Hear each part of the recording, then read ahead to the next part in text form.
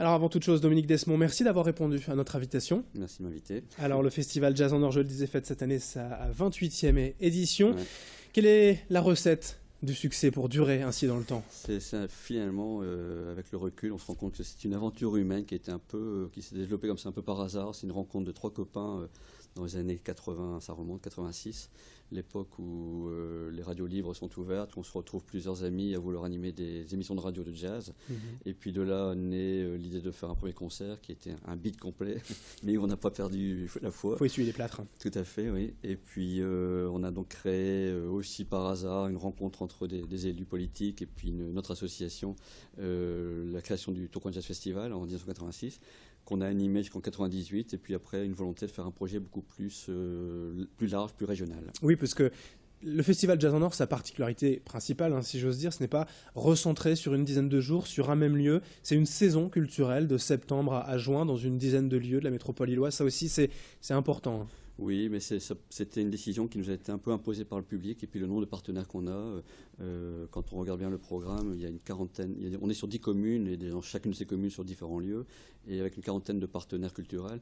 Et donc forcément, on ne pouvait plus ramasser dans le temps très court les manifestations. Et puis on se rend compte que le public, finalement, ça lui convient très bien, parce qu'en entrée de saison, ils prennent un abonnement, ils renouvellent, ils complètent au fur et à mesure que le temps passe. Il y a des choses qui se rajoutent au fur et à mesure du temps. Et voilà, c'est un peu une aventure qui est faite comme ça. Oui, ça laisse des rendez-vous réguliers pour ceux qui aiment le jazz ou ceux qui veulent le découvrir.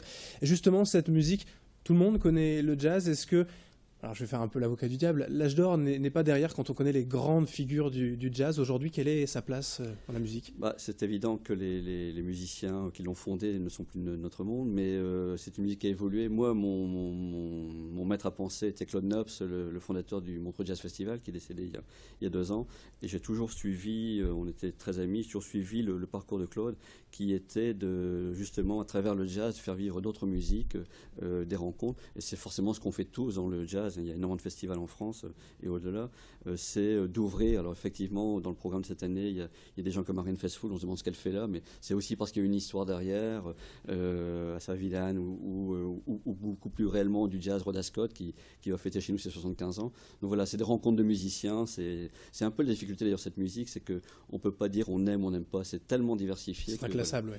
C'est un peu inclassable, oui. D'ailleurs, dans le programme, on a pris l'habitude de sélectionner un peu avec des petites têtes de chat, puisque c'est notre logo, de petits chats colorés, suivant que c'est du blues, de l'aventure, de la musique, de la bande musique, musique du monde, enfin voilà, ainsi de suite. Du swing, du bebop, voilà, etc. Pour aider Justement, un peu le repère. Si on devait donner comme ça quand même quelques têtes d'affiche, alors il y aura des grands classiques, mais aussi des découvertes pour cette programmation. Alors il y a une grande. Alors le hasard fait que cette année, on s'en est rendu compte un peu quand l'équipe de programmation est terminée, c'est que le jazz sera très féminin cette année, parce que c'est beaucoup de femmes qui sont sur les plateaux, mais ça n'a pas été une volonté décidée au départ. Une grande ouverture au blues, parce qu'il y a un peu un retour là par contre, avec des anciens qui sont encore là et des jeunes talents qu'on découvre ou qu'on redécouvre. En tête d'affiche, c'est des gens comme Laurent Davy qui donne un peu l'évolution du jazz français, du jazz contemporain. Rhoda Scott, j'en ai parlé, c'est un très beau quartet féminin, c'est à Marc-en-Barœul. Chez Mecca Copeland, qui, avant de venir au théâtre Charcot Marc-en-Barœul, a joué devant Barack Obama pour une fête importante là-bas. Voilà. Une référence. Ça donne un peu l'idée, l'ouverture. Et je pense que c'est ça qui est intéressant, il faut oser un peu l'aventure de venir découvrir. Oui, parce que quand on parle d'ouverture, par exemple... Je vous avoue que je ne connais pas tout le monde, mais par exemple The Scatalites, là on est purement dans le reggae, mais voilà, il y a des sonorités jazzy, les musiques se recoupent et donc ils sont invités aussi. Exactement, mais c'est à la fois les personnages qui forment ce groupe, qui fête cette année ses 50 ans, il a été créé en 64, et puis la musique elle-même, et quand on analyse bien ce que c'est que le jazz et les origines du jazz, le ska s'y retrouve, il y a une espèce d'arbre généalogique où on voit les différentes familles depuis le gospel, le blues, et le ska se rejoint à un moment, quoi. Donc c'est un peu toutes les musiques. Moi, j'ai pas du tout une volonté de faire une musique fermée. Et alors, en plus, la particularité aussi de Jazz en Or, c'est qu'on n'est pas, le programme ne repose pas sur une seule tête. C'est une équipe. On est 7 programmateurs avec chacun ses sentiments, ses affinités, ses goûts, ses plaisirs. Et donc, ça fait un peu une espèce de beau mélange qui prend très bien. Alors, il y a de la musique, bien sûr. Il y a des concerts pour Jazz en Or, mais il y a aussi tout autour du festival des masterclass, des ciné-concerts, des rencontres, des conférences, des interventions un peu hors les murs aussi. Oui, alors, un peu une particularité, c'est un retour. On avait un peu abandonné ce projet il y a quelques années. on va développer beaucoup de concerts en milieu carcéral. On a eu une commande de 7 concerts dans des prisons de la région Nord-Pas-de-Calais, enfin, entre le nord de Paris et la frontière belge. On a effectivement des masterclass. Bon, là, c'est une façon de préparer un peu le public de demain, hein, d'inviter des gamins, des collégiens à venir découvrir les musiciens, d'avoir une rencontre un peu personnalisée. Voilà, on prépare un petit peu les arrières à travers ça.